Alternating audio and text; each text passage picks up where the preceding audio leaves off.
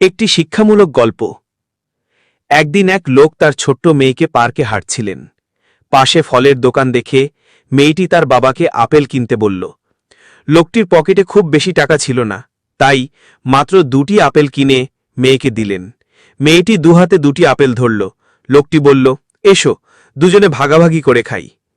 একথা শুনে মেয়েটি তাড়াতাড়ি একটা আপেলে কামড় দিয়ে একটু খেয়ে নিল।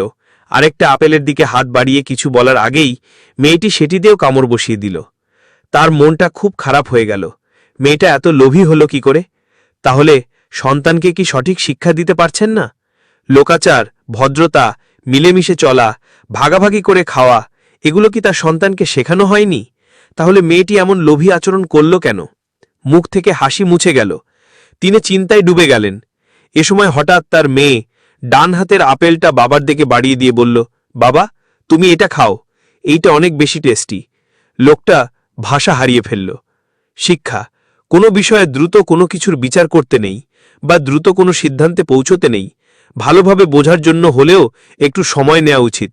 এমনও তো হতে পারে যাকে ভুল বুঝে বসে আছি, তার ভেতরে আমারই জন্য ভিন্ন কোনো ভালোবাসা কাজ করছে।